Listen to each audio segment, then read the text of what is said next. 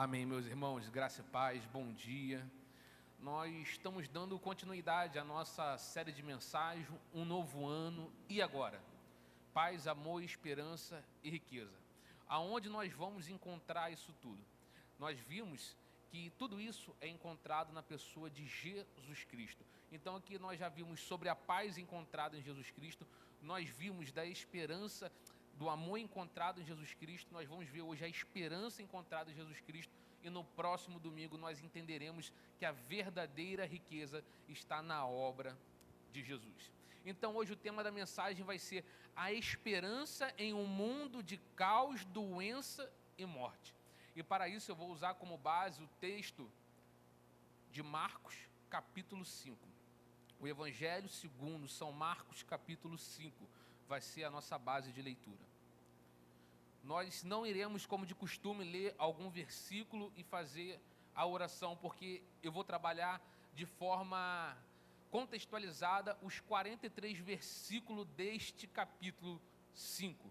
Então nós iremos ler de acordo com a necessidade da exposição a qual será feita. Marcos, capítulo 5, nós iremos ver 3 episódios de esperança neste capítulo. Nós iremos ver a esperança daquele que não tinha esperança nenhuma, que era o endemoniado gadareno. Nós iremos ver a esperança da mulher do fluxo de sangue, e nós iremos ver a esperança de Jairo ao ver a sua filha ser ressuscitada. E quem foi o autor dessa obra na vida de cada um desses personagens históricos? Então, meus amados irmãos e irmãs, hoje trataremos de um tema de extrema urgência, que é a esperança. Porque nós buscamos e ansiamos por esperança. Nós também vivemos em um cenário inserido de caos, onde a finitude da morte e o peso da enfermidade parece permear cada passo da humanidade. Ou seja, tanto a brevidade da vida, quanto o caos inserido na humanidade, tanto quanto a enfermidade que assola a minha e a sua vida, está sobre nós. E aonde está a esperança nossa ao vivenciar tudo isso, ao vivenciar o caos, ao vivenciar a doença, ao vivenciar a morte que um dia chegará? Aonde nós estamos colocando a nossa esperança? É de fato que o mundo continua sendo controlado e regido por Deus. O mundo continua debaixo de sua soberania. No entanto, após a queda dos nossos antepassados, após a queda de Adão e Eva, a corrupção se instaurou no cosmos, o mundo todo foi afetado por conta do pecado. O mundo que foi projetado para paz, vida e plenitude e gozo de esperança eterno, agora parece estar um mundo de cabeça para baixo. Desde a afetação do pecado no cosmos, ou seja, no mundo como todo, tanto a criação como os seres criados buscam esperança. A natureza tem a esperança que é decretada por Deus. Nós temos também a nossa esperança que foi decretada, encarnada na pessoa de Jesus Cristo. Então o mundo ele vive da esperança. E essa esperança é Jesus. Mas nós, por conta do pecado, por conta da queda, por conta da afetação da corrupção do coração do homem, nós vivemos momentos de instabilidade nessa esperança. Então, o reflexo do caos na atualidade fala muito conosco sobre a busca pela esperança. Quando nós olhamos ao redor, a desesperança tenta nos sufocar. Quando nós olhamos para o cenário atual, nós perdemos a esperança. Nós vemos a desordem sendo manifesta em várias áreas da vida. Nós podemos aqui citar 3 áreas primordiais que eu e você estamos inseridos. Na política, onde a busca pelo poder frequentemente atropela a justiça e a ética. Aonde está a esperança naqueles que deveriam governar com ética e com justiça plena? Nas guerras, com nações se levantando contra nações, destruindo lares, famílias e sonhos. aonde está a esperança, em qual país está a esperança, qual bandeira de nacionalidade pode proporcionar uma esperança de vida plena. Na fome que castiga milhões de pessoas, revelando a face mais cruel do ser humano, a desigualdade humana. A fome que assola milhões de pessoas inseridas no mundo. Nessas 3 áreas da vida nós estamos inseridos. Nessas 3 áreas da vida nós temos contato dia após dia, seja na rede social, seja nos telejornais, seja nas conversações informais. Nós temos notícia sobre a desesperança que o mundo vive e a esperança que muitos têm buscado mais vazia. E aonde nós, como igreja, como corpo de Cristo, temos solidificado a nossa esperança. E a pergunta introdutória desta mensagem é: e agora? O que faremos? Como viveremos? Onde encontraremos esperanças para as nossas vidas? É interessante nós observarmos, como foi dito, que os primeiros da criação foram os primeiros a perder a esperança.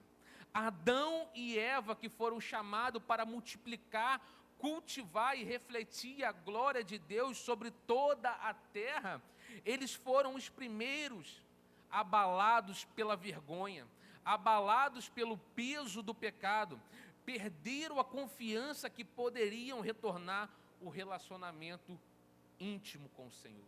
Então, os primeiros da criação foram os primeiros a serem afetados pela falta de esperança. Eles foram aqueles que, ao se corromperem, ao se inclinarem para o mal, eles perderam e ficaram com vergonha, eles se esconderam do Senhor. Então o peso do pecado também traz sobre a minha e a sua vida, muitas vezes, a vergonha de estar na intimidade com o Senhor. Por isso nós somos chamados a viver uma vida de santificação perante a Deus.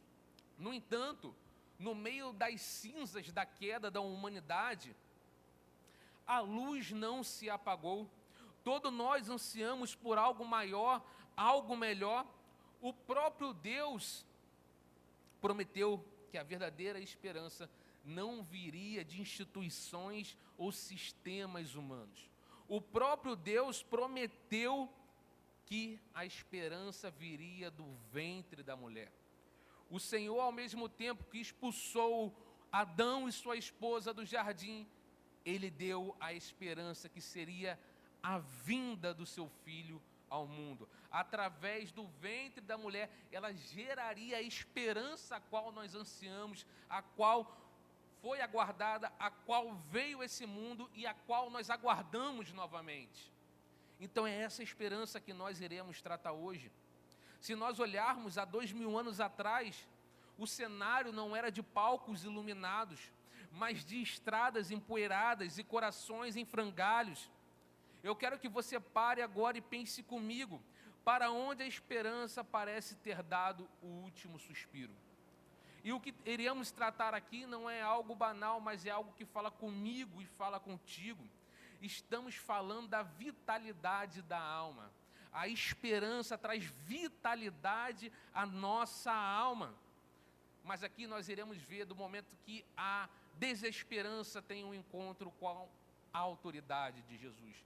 Nós vamos ver 3 histórias ao mesmo tempo, falando que quando se encontram com a autoridade de Cristo, a esperança brota no coração daqueles que não tinham esperança nenhuma de mudança de vida. O quadro deles aqui começa com uma possessão demoníaca. No capítulo 5, já no primeiro bloco da história, a possessão do homem gadareno. No segundo bloco é a desesperança da mulher que sofria de hemorragia durante 12 anos. E no terceiro e último bloco deste capítulo é Jairo, que estava com uma única gotinha de esperança, mas que foi perdida quando foi anunciada a morte da sua filha. Então, 3 casos diferentes e 3 casos de desesperança, mas a esperança se apresentou para aqueles que não tinham esperança alguma na sua situação. E essa esperança faz parte da nossa vida, porque nós enfrentamos esse caos do mundo, nós enfrentamos o agir do maligno, nós enfrentamos também a doença, nós enfrentamos também a morte. Então, o que eu quero tratar aqui hoje é que a mão que restaurou a esperança deles é a mesma mão que continua estendida na minha e na sua vida. O cenário de 2000 anos atrás mudou. Os séculos se passaram, o tempo passou, os minutos e as horas e o segundo. Mas o Cristo continua o mesmo. E para isso nós iremos ver agora o primeiro ponto, o homem possesso. E para isso nós iremos ler alguns versículos do capítulo 5. Versículo 1 vai dizer assim: atravessaram o lago e foram para a região dos Gesarenos. Versículo 2, assim que Jesus desembarcou, um homem com um espírito imundo veio dos sepulcros ao seu encontro. Versículo 7, gritando em alta voz: que queres comigo, Jesus, Filho do Deus Altíssimo? Suplico-te por Deus que não me atormentes. Disse isso porque Jesus lhe havia dito: espírito imundo, saia deste homem. Versículo 15, quando se aproximaram de Jesus, viram um homem que havia sido possuído pela legião de demônios, sentado, vestido em perfeito juízo, e ficaram com medo. Versículo 17, então o povo começou a suplicar a Jesus que saísse do território deles. E para finalizar esse primeiro bloco, versículo 20, então aquele homem foi e começou a anunciar em Decápolis quando Jesus tinha feito por eles.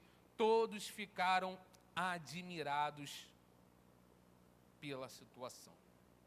Em primeiro lugar, nós temos que analisar o que vale uma vida para Jesus.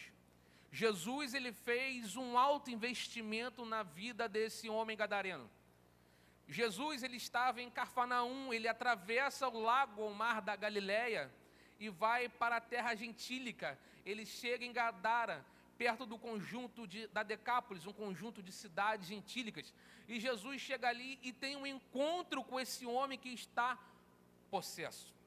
Nós vemos que Jesus enfrenta a fúria do mar, Jesus enfrenta a fúria de Satanás, e isso o autor nos mostra que Jesus, ele traz a esperança também no capítulo 4 para os discípulos que ao ver o mar agitado ficaram com medo e sem esperança de atravessar o mar naquele dia. Então, primeiramente, Jesus realiza o milagre da esperança para aqueles que estavam com ele no barco, e Jesus traz a esperança para aquele que não tinha esperança e não esperava mais por nada. Então, a história quer nos mostrar que Jesus é o mesmo que o vento e o mar lhe obedecem. Jesus quer mostrar que tanto sobre a natureza contra os espíritos malignos, ele tem total autoridade. Assim como Jesus falou, o mar e o vento lhe obedeceu. Assim como Jesus falou, Satanás lhe obedeceu. Não há ninguém que tenha autoridade maior que Jesus. Jesus subjugou tanto a natureza que teve que obedecer ao seu comando, como Satanás e seus demônios, que teve que se apartar daquele homem para uma manada de porcos e cair na beira do abismo. O lugar em si que esse homem se encontrava já colocava medo nos homens mais corajosos daquela sociedade, daquela região de Gadara. Desse lugar sombrio sai um homem louco, desvairado, possesso, nu, ferindo-se com pedras, como o próprio texto vai nos relatar. Ele era como um espectro humano, ele era um tipo de morto-vivo, ele era a escória da sociedade. Todos já haviam desistido dele, menos Jesus. E se nós pararmos para pensar quantas escórias da sociedade nós vemos no nosso dia a dia, quantas pessoas estão largadas e abandonadas pelas ruas, pessoas entregues aos vícios, pessoas totalmente utilizadas pelo maligno, pessoas que não têm força sequer de sair da droga, do vício, seja ele qual for. Então a sociedade ainda continua tendo essa influência do maligno na vida das pessoas. todos já desistiram. Nós, muitas vezes, desistimos dessas pessoas. Nós, muitas vezes, passamos por essas pessoas e corremos dela, se afastamos dela. Mas Jesus é o único que tem de misericórdia completa e plena sobre a vida de qualquer pessoa. Porque eu e você somos falhos. Muitas vezes nós se sentimos mais espiritual do que aquela pessoa que está na droga e na rua. Então nós se afastamos dessa pessoa. Mas Jesus vai até aquela terra gentílica de maneira proposital. Jesus, depois de um dia exaustivo de trabalho, como vai dizer o capítulo 4, após ele estar conversando e falando sobre o reino de Deus na polpa do barco, lá em Cafarnaum, na outra beira do lago, ele enfrenta uma terrível tempestade para salvar um homem possesso. E esse homem possesso está no caos, porque a esperança no mundo de caos, doença e morte. Esses são os 3 tópicos que nós iremos abordar. Nós já estamos no primeiro, no caos. E esse caos aqui, nesse texto, está inserido pela sociedade e primeiramente pelo agir de Satanás. Satanás que tomou a vida daquele homem e a sociedade que desprezou a vida daquele homem. Então nós vamos ver nesse texto 3 forças trabalhando na vida daquele homem gadareno. Nós vemos Satanás operando na vida dele, nós vemos a sociedade influenciando a vida dele e nós vemos Jesus influenciando a vida dele. A possessão demoníaca não é um mito como muitos falam, mas é uma triste realidade. Mas a possessão demoníaca também não é uma doença mental, uma epilepsia. Ainda hoje há milhares de pessoas que vivem no cabresto de Satanás. Nós sabemos que há também as pessoas que exageram naquilo que a Bíblia não fala, mas nós temos que ter o pé no chão e ver que Satanás ainda toma a vida de pessoas, Satanás ainda se manifesta na vida de pessoas e faz com que pessoas beiram o caos da vida. Os espíritos malignos levam as pessoas a se envolverem com tudo que é imundo. Quem vive no pecado vive por Satanás. Porque o pecado na rota da vida do cristão, ele é um acidente, ele não pode ser o caminho contínuo da nossa vida. É como se nós estivéssemos numa estrada, beirando uma viagem, o pneu estourou. Foi um acidente, assim é o pecado na minha e na sua vida. Pode acontecer, nós não estamos imunes do pneu estourar no meio da nossa caminhada. Mas Jesus está lá, ele coloca um adesivo e nos dá capacidade de continuar essa jornada. Ele garante a nossa viagem. Mas quando o pecado ele vira algo rotineiro, aí sim nós devemos olhar com um olhar de misericórdia, investigar se ali não há operação do maligno. Porque quem pratica o pecado é escravo do pecado. Quem vive na prática do pecado é filho do diabo. Quem vive na prática do pecado é filho do diabo. Não é aqueles que momentaneamente escorregaram por algum motivo de fraqueza, se arrependeram, confessaram, se restauraram a sua vida, porque Jesus faz isso. Jesus fez isso na vida desse homem gadareno. Mas quem vive constantemente se torna filho do diabo. Se torna filho daquele que começou a primeira corrupção, que foi a corrupção celestial. Então, essa é a influência de Satanás. A influência da sociedade é que ela não pode resolver nenhum dos nossos problemas. A sociedade não pode resolver o maior problema da humanidade. A sociedade pode resolver alguns problemas financeiros. A gente pode ter um bom trabalho, um bom emprego, isso é tudo muito bom. Isso é bênção de Deus. A medicina sendo utilizada para a saúde, para qualquer área da nossa vida. Então a sociedade apresenta algumas pontas de esperança. Mas a esperança para o pecado, a sociedade não consegue oferecer. A sociedade não consegue tirar as pessoas da garra de Satanás. Pode passar, o tempo pode mudar, as pessoas podem querer sucatear o Evangelho, mas somente o Evangelho transforma a vida. É o que o apóstolo Paulo fala no capítulo 1, versículo 17. Eu não me envergonho do Evangelho, pois o Evangelho é poder de salvação tanto para o judeu quanto para o gentio. Somente o Evangelho puro e cristalino de Jesus que transforma vida. Somente Jesus liberta. Não há esperança para um homem nem para a sociedade a parte de Jesus. A sociedade de Gadara não apenas rejeitou esse homem na sua loucura, na sua possessão, mas também rejeitou a sua cura. A sociedade estava tão descrente, aquela sociedade era filha de Satanás, que ela rejeitou também o autor da cura. Aquele homem foi e anunciou que foi curado, ele estava sã, ele estava ali sentado em total juízo.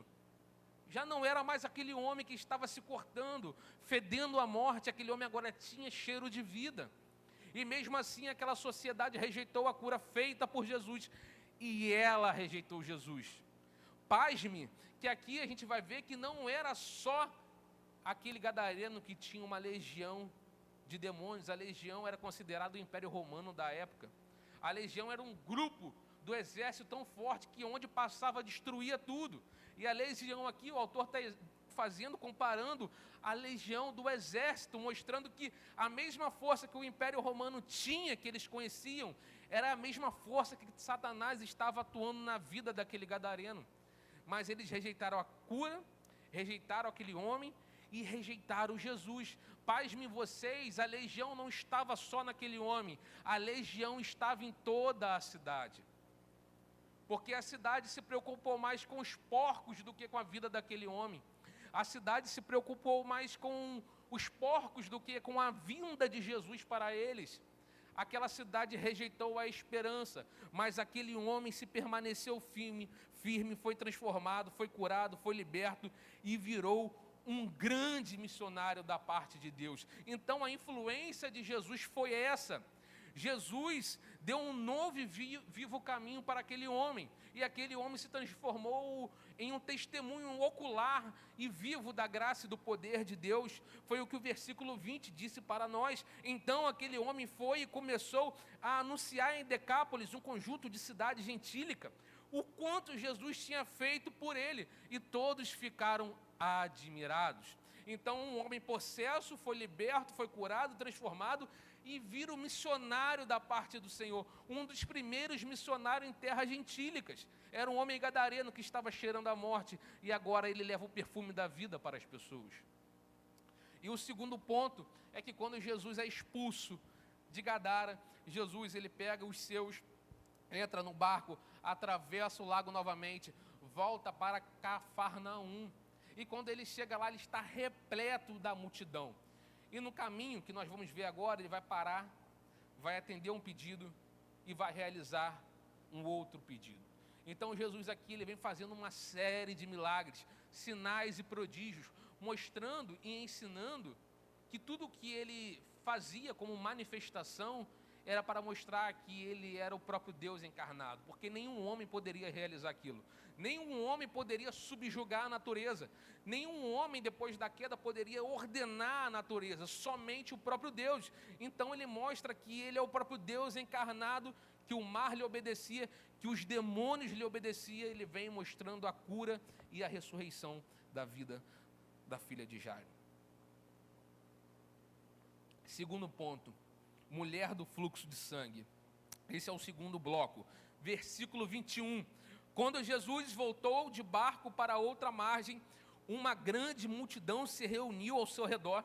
Enquanto ele estava à beira do lago, então chegou ali um dos líderes da sinagoga, chamado Jairo. Vendo Jesus, prostou-se aos seus pés e implorou-lhe insistentemente: a minha filhinha está morrendo, vem por favor e impõe as mãos nela, para que seja curada e viva. Mas agora, no versículo 27 a 29, antes de Jesus realizar esse milagre, essa esperança na vida de Jairo, entra uma outra personagem que já estava sofrendo há muitos anos, a mulher do fluxo de sangue. Quando ouviu falar de Jesus, versículo 27, chegou por trás dele, no meio da multidão, e tocou no seu manto, porque pensava: se eu tocar no seu manto, serei curada. E imediatamente a hemorragia cessou, e ela percebeu no seu corpo que estava curada daquele mal. Versículo 34, então ele, o Cristo ressurreto, disse: filha, a sua fé curou a você. Vá em paz e fique livre dos seus sofrimentos. Muitos de nós queremos escutar: vá em paz e fique livre dos seus sofrimentos. Quem não gostaria de receber essa mensagem da parte de Jesus: vá, fique em paz e fique livre dos seus sofrimentos. Mas nós bem sabemos que a palavra de Deus vai dizer que a nossa momentânea tribulação não se compara com a glória que há de ser revelada na segunda vinda de Cristo. Então nós vamos ver que Jesus, olhando para essa história, quando ele chega em Cafarnaum, ele estava no meio da multidão. Jesus, ele sempre atraiu a multidão. Jesus ainda continua atraindo a multidão. Jesus para a multidão é apenas um cara legal. Jesus para muitos é esse, a qual muitos querem estar no meio dele. Mas muitos não buscam ter um contato pessoal com ele, porque isso requer intimidade, quebrantamento, confissão de pecado. Muitos seguem a Jesus por curiosidade, porque ouviu o pai ou a mãe falar, a avó, um amigo. Desperta algum interesse natural do nosso coração, que foi nós criados imagens e semelhanças de Deus, mas as pessoas não conseguem, muitas vezes, obter o verdadeiro benefício de caminhar com Cristo, que é a salvação. Jesus só conhece aqueles que o tocam com fé no meio da multidão. Essa igreja poderia estar com 700, 500, 100 pessoas. Será que todos estariam tocando com fé em Jesus?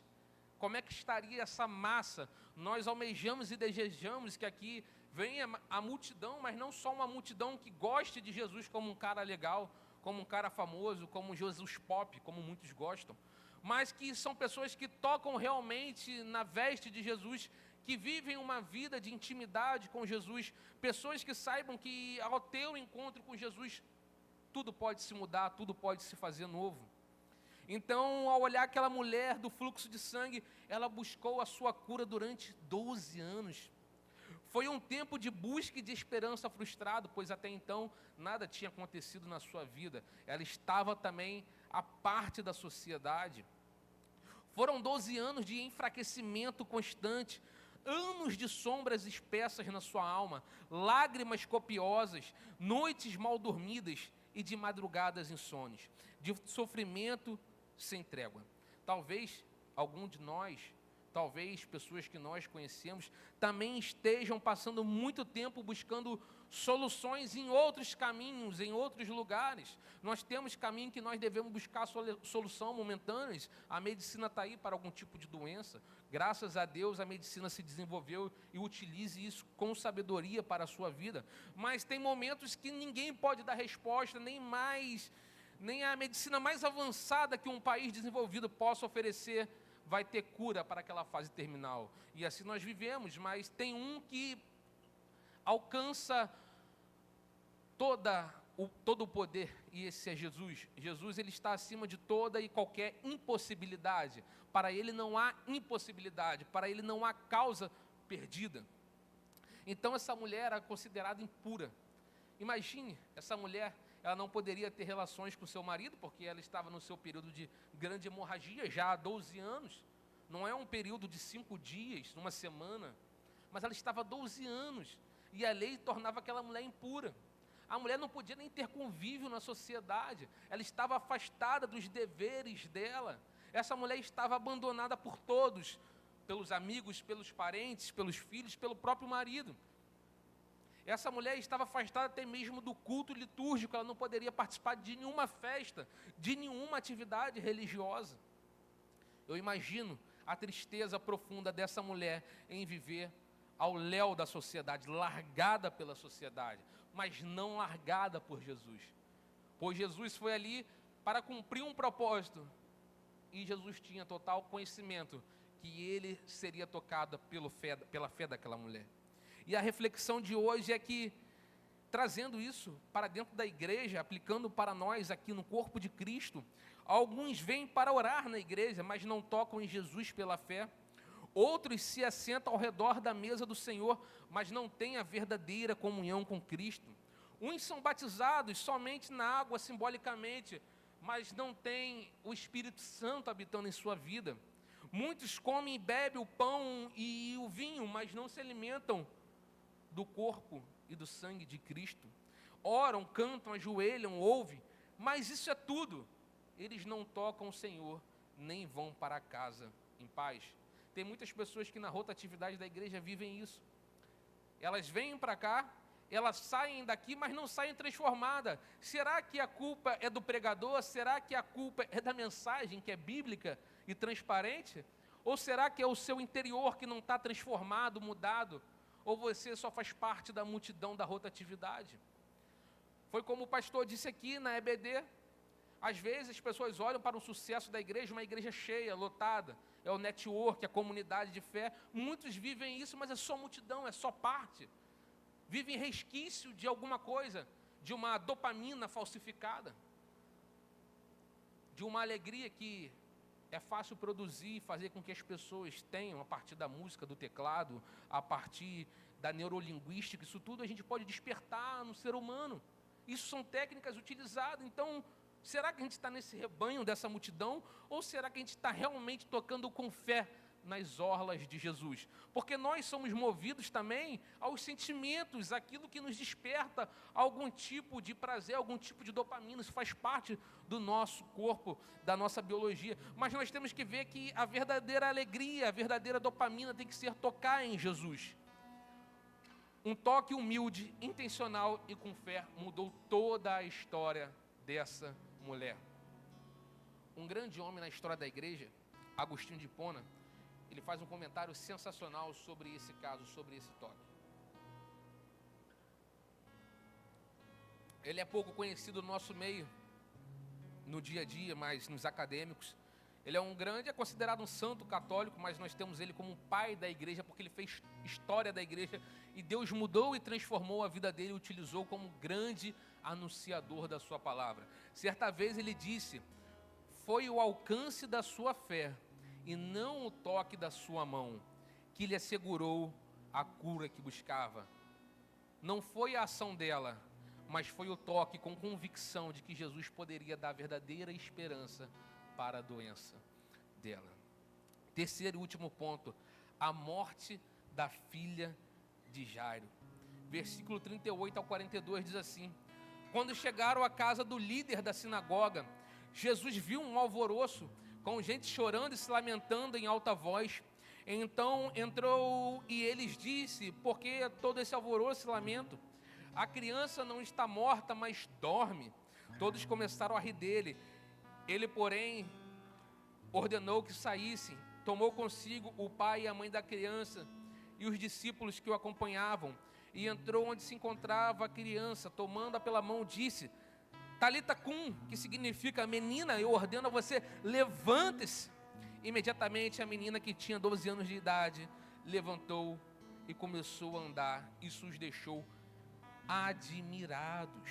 Irmãos, a causa parecia perdida para aquele pai. Aquele pai sabia que a sua filha estava muito doente, muito acamada, mas ainda não tinha chegado o noticiário pelos mensageiros que a sua filha tinha morrido. Jairo, ele era aquele cara responsável pela sinagoga que nasceu na sua região. As sinagogas, nós bem sabemos que nasceu no período da Babilônia, a qual não tinha mais templo, o templo estava destruído. Então construa-se sinagogas para adorar, prestar culto ao Senhor e aprender da sua palavra. Então Jairo era uma autoridade naquele local. Jairo era uma autoridade religiosa. Jairo era um conhecedor da lei. Mas nada podia mudar aquele cenário que foi arrancado do seu coração, a esperança da vida da sua filha. Se nós olharmos também no Antigo Testamento, Naamã, um chefe de Estado, Naamã, aquele que tinha uma certa autoridade também, ele teve que ser despido de toda a sua vaidade, de toda a sua armadura, simbolicamente falando, para poder entrar naquele rio. Ele que poderia entrar em qualquer outro local para se banhar, ele que tinha condições para isso. Então o que o texto nos revela é que tanto Jairo, com poder de autoridade, e diversos homens que tinham cargos, assim por dizer, seja qual for o império, seja qual for o povo, quando necessitavam, eles tinham que se humilhar diante daquele que poderia dar a verdadeira esperança. Quando Jesus se apresenta como esperança para aqueles que não têm esperança, até mesmo aquele de maior poder se curva diante do Senhor, porque Ele é o único Senhor absoluto. Ele é Rei dos reis, Senhores dos senhores. Não há ninguém na terra maior do que Jesus. Ele despojou todos os impérios, babilônico, medo-persas, gregos e romano. E o que vigora até hoje, o maior império é o império de Jesus. Aonde você for, de leste a oeste, de norte a sul, Cristo se apresenta de braços abertos. Então Jesus dá uma palavra de esperança. Não tema, crê somente. Nós olhamos para uma situação e dizemos, não tem mais jeito. Nós temos essa capacidade infeliz de colocar impossibilidade nas coisas, porque o cenário muitas vezes nos coloca na impossibilidade. Isso é normal. Não é pecado você olhar, essa situação está impossível. Isso realmente acontece. Eu olho às vezes para alguma situação e falo, isso aí está impossível. Para eu mexer ali não dá, mas tem alguém acima de mim que pode mudar aquele cenário. Mas também, se for da sua vontade mudar aquele cenário, nós temos que entender também, se Deus ele fez, ele é Deus. Se ele não fez, ele também é Deus. Nada muda a sua divindade. O fazer e o não fazer é dele. Então nós somos tomados pelo desespero, e a nossa única alternativa é lamentar e chorar. Jeremias lamentou e chorou ao ver a desesperança e a tragédia do seu povo. Mas Jesus olha para o mesmo quadro e diz, é só mais um instante, é apenas passageiro. Assim como o povo foi levado cativo à Babilônia, é apenas passageiro. Vocês voltarão e frutificarão na terra que eu lhes dei, na terra que eu lhes prometi. Ainda não é o fim. Aí Jesus fala para mim e para você, eu vou estancar as suas lágrimas, vou aliviar a sua dor, vou trazer vida nesse cenário de morte.